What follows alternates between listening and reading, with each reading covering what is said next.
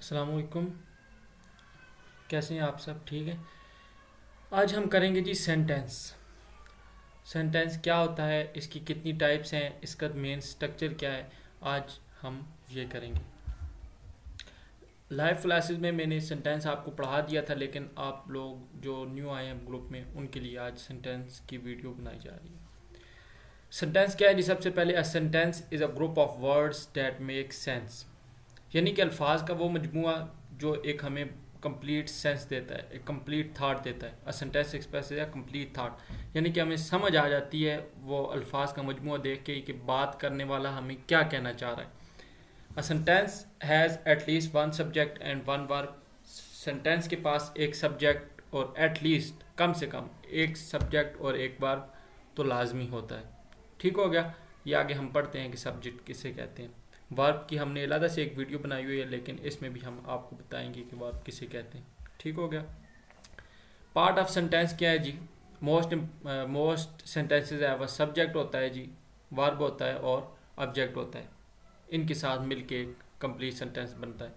Object हमारे पास optional है, ये ना भी हो तो एक सेंटेंस बन सकता है। सब्जेक्ट क्या है जी? A part of a sentence that contains the person or a thing performing the action, यानी कि जुमले के अंदर जो डूअर होता है, हमारे पास काम करने वाला होता है, उसे हम सब्जेक्ट कहते हैं। जो भी जुमले के अंदर काम करने वाला होगा, जो भी जुमले के अंदर काम करने वाला होगा उसको हम सब्जेक्ट कहेंगे, यानी कि डूअर, काम करने वाला जो जुमले के अंदर काम कर रहा है। एग्जाम्पल है द डॉग जम्प्ड। किसने छलांग लगाई जी? डॉग ने। डॉग क्या हो गया हमारे पास? द डॉग क्या हो गया हमारे पास? यहाँ पे सब्जेक्ट होगा, क्योंकि काम करने वाला कौन है? डॉग। डॉग हमारे पास क्या होगा? सब्जेक्ट। अगर हमने जुमले में से मालूम करना हो कि सब्जेक्ट कौन सा है तो हम यूज़ करेंगे व्हाट और हु।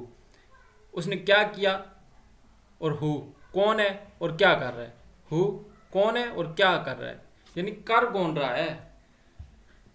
तो ऐसे हम सब्जेक्ट की पहचान कर सकते हैं जुमले में। In this sentence dog is a subject because it is performing the action of jumping. Action of jumping कौन कर रहा है जी? हमारे पास डॉग कर रहा है, इसलिए हमारे पास डॉग जो होगा सब्जेक्ट होगा। एक और एग्जांपल है dogs and cats sleep. The subject of this sentence are dogs and cats. इस जो सेंटेंस है इसमें हमारे पास दो सब्जेक्ट होंगे। कौन कौन से? डॉग्स और cat. This is called compound subject. इसको कंपाउंड सब्जेक्ट कहते हैं because there is more than one subject. आपको याद रखने की कोई ज़रूरत नहीं है, इस डेफिनेशन याद करने की कोई ज़रूरत नहीं है, सिर्फ आपको याद होना चाहिए, आपको पता होना चाहिए कि सब्जेक्ट किसे कहते हैं, ऑब्जेक्ट वर्ब किसे कहते हैं, सिर्फ आपने समझना है। ठीक हो गया। आगे हमारे पास ऑब्जेक्ट आ गया जी। ऑब्जेक्ट आप किसे कहते हैं? द नाउन और nouns that receives the action. ठीक है। कोई भी जो जुमले के अंदर एक्शन को रिसीव करने वाला होता है वो हमारे पास ऑब्जेक्ट होता है। सब्जेक्ट क्या है जी? डूअर, एक्शन करने वाला। ठीक है, एक्शन परफॉर्म करने वाला। और ऑब्जेक्ट क्या है? उस एक्शन को रिसीव करने वाला। जैसे इधर एग्जांपल है द चाइल्ड ड्रैंक मिल्क। ठीक है। अब द चाइल्ड क्या हो गया हमारे पास? सब्जेक्ट। ड्रैंक वर्ब हो गया। मिल्क किसने दूध पिया? चाइल्ड ने दूध पिया। चाइल्ड अब क्या है? सब्जेक्ट। उसने किया क्या है जी? उसने दूध पिया है। उसने क्या किया है? दूध पिया। जो भी काम किया जाता है जुमले के अंदर, जो भी काम किया जाता है उसको हम क्या कहते हैं जी? ऑब्जेक्ट कह देते हैं। The object of this sentence is the milk because the child is drinking the milk. The milk is receiving action here, यानी कि मिल्क क्या कर रहा है? एक्शन रिसीव कर रहा है। काम करने वाला कौन है? चाइल्ड। वो क्या होगा? सब्जेक्ट। और उस काम को रिसीव कौन कर रहा है जी? मिल्क। तो हमारे पास मिल्क क्या हो जाएगा? ऑब्जेक्ट हो जाएगा। जुमले के अंदर जो भी एक्शन को रिसीव करने वाला होगा हमारे पास उसको हम ऑब्जेक्ट कहेंगे। ठीक हो गया। एक और एग्जांपल है he is eating bread and चीज, यानी कि वो ब्रेड और चीज खाता है, वो खाता है। तो object of this sentence are bread and cheese. इस सेंटेंस का ऑब्जेक्ट हमारे पास क्या हो जाएगा? ब्रेड एंड चीज, क्योंकि the subject he is eating both bread and, यानी कि सब्जेक्ट क्या क्या खा रहा है जी? ब्रेड भी खा रहा है और चीज भी खा रहा है। हमारे पास इसके दो ऑब्जेक्ट हो जाएंगे। Find your subject and object, यानी कि जोना ब्रेवली क्रॉस द रूम। इसमें आपने फाइंड करना है। 1 मिनट के लिए वीडियो रोक लें और आप फाइंड करें कि इसमें आपका सब्जेक्ट कौन सा है और ऑब्जेक्ट कौन सा है। ठीक हो गया। इसमें जी ऑब्जेक्ट है Jona is the noun doing something, यानी कि जोना जो है वो नाउन है, कुछ कर रही है। क्या कर रही है जी? Crossing the room, room cross कर रही है। देखें इधर Jona bravely cross the room. Jona कौन है जी? काम करने वाले। कौन काम कर रहा है? जोना काम कर रही है। ठीक हो गया। जोना क्या है जी? हमारे पास सब्जेक्ट हो गया। The room is the noun receiving the action. Room noun है, वो एक्शन रिसीव कर रहा है। कहाँ से गुजरा जा रहा है जी? इट्स बीइंग क्रॉस, यानी कि रूम से गुजरा जा रहा है, तो रूम हमारे पास क्या हो जाएगा जी? ऑब्जेक्ट हो जाएगा। Subject and predicate. प्रेडिकेट किसे कहते हैं जी? The part of sentence which tells something about the subject is called predicate. एक होता है सब्जेक्ट, डूअर, काम करने वाला, उसके बारे में जो मजीद इंफॉर्मेशन दी जाती है जुमले के अंदर, उसको प्रेडिकेट कहेंगे। जो भी इंफॉर्मेशन दी जाती है उसको प्रेडिकेट कहेंगे। अली लव्स सारा। अली कौन है जी? डूअर, काम करने वाला। अली क्या करता है जी? सारा से प्यार करता है। तो यहाँ पे हमारे पास अली जो है वो सब्जेक्ट हो जाएगा, और लव्स सारा ये हमारे पास प्रेडिकेट, यानी कि हम सब्जेक्ट के बारे में बता रहा है कि सब्जेक्ट क्या कर रहा है। तो सब्जेक्ट के बारे में जो भी चीज़ बताई जाए उसको प्रेडिकेट कहते हैं, यानी कि उसकी मजीद इंफॉर्मेशन दी जा रही है, वो प्रेडिकेट होगा। ठीक हो गया।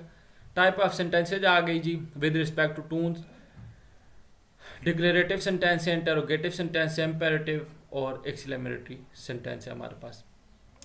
डिक्लेरेटिव सेंटेंस में सीधी सीधी स्टेटमेंट होती है हमारे पास, एलानिया जुमले भी इनको कहते हैं। इंटरोगेटिव में हमारे पास क्वेश्चन किया जाता है, इम्पेरेटिव में हमारे पास कोई कमांड या रिक्वेस्ट दी जाती है, और एक्सक्लेमेटरी में यानी कि कुछ स्ट्रॉन्ग फीलिंग्स वगैरह होती हैं। इनको हम डिटेल से वन बाय वन करते हैं। डिक्लेरेटिव सेंटेंस आ गया सबसे पहले हमारे पास।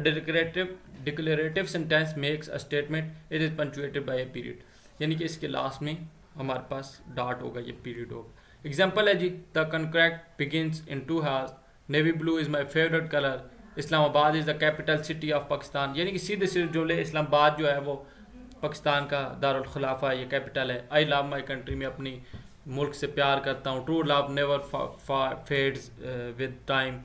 जो भी एग्जाम्पल्स हमारे पास आ गए, जो सीधे सीधे जुमले होंगे वो हमारे पास डिक्लेरेटिव सेंटेंस होंगे। अब हमारे पास इंटरोगेटिव सेंटेंस आ गई, यानी कि सवालिया जुमले। An interrogative sentence ask a question, it ends in a quotation, question mark. ठीक हो गया। यानी कि जिसमें कोई क्वेश्चन आस्क किया जाता है, क्वेश्चन कोई पूछा जाता है, वो हमारे पास इंटरोगेटिव सेंटेंस होते हैं। It ends in a quotation, question mark.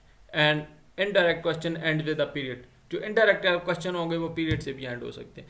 There are 4 different types of interrogative sentences. WH question, यानी WH फैमिली के बारे में आपको पढ़ा हुआ है। येस और no questions, alternative question, tag question, etcetera etcetera. अब टाइप ऑफ इंटरोगेटिव सेंटेंस क्या है जी? येस और नो क्वेश्चन, यानी कि जिसमें सिर्फ येस और नो में आंसर दिया जा सकता है। इनको सिंपल इंटरोगेटिव भी कहते हैं। Are you a nurse? इसका हम क्या जवाब दे सकते हैं? अगर वो नर्स हुई तो वो रिप्लाई करेगा कि हाँ आई एम नर्स, यस या नो। बस इसमें और कोई डिटेल नहीं दी जा सकती, हाँ मैं नर्स हूँ, फलां फलां, नहीं, सिर्फ ये बताना होगा yes I am nurse, no I am not nurse. ठीक होगा। अब WH क्वेश्चन क्या है कि जिसमें कोई डिटेल मांगी जाती है। WH फैमिली आपने पढ़ा हुआ, जैसे हु, वैन, व्हाट, वेयर, ये जैसे क्वेश्चन होते हैं, यानी कि जिनकी डिटेल देनी पड़ती है। Who are you? आप ये तो नहीं कह सकते यस या नो, आपको बताना पड़ेगा आप कौन है। Who are you? I am Farad. जिसमें कोई डिटेल थोड़ी सी देनी पड़ती है वो WH क्वेश्चन होता है। अल्टरनेटिव क्वेश्चन क्या है जी? इज दिस रूम योर्स और अरीबास? इसमें अल्टरनेटिव बताया जा रहा है कि तुम्हारा है या अरीबा का। ठीक हो गया।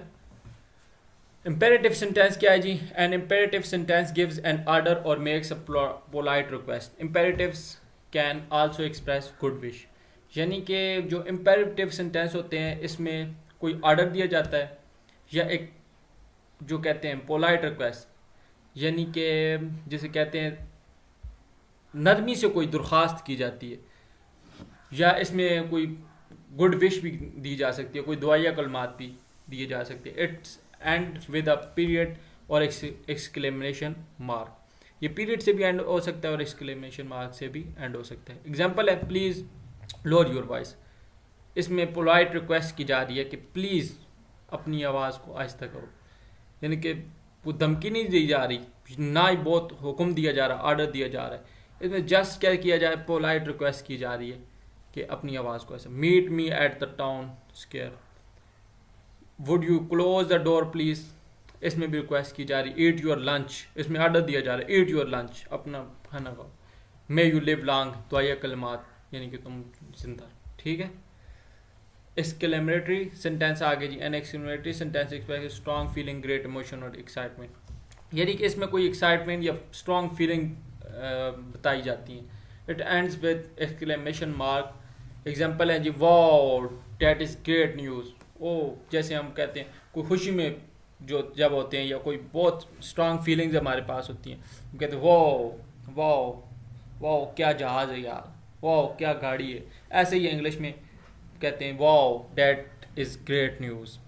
The river is rising, the house is on fire, oh what a great job, what an interesting story.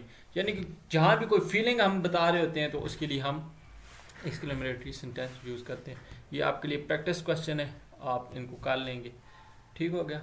अल्लाह हाफ़िज़, मिलेंगे इंशाल्लाह नेक्स्ट वीडियो के साथ, तब तक के लिए अल्लाह हाफ़िज़।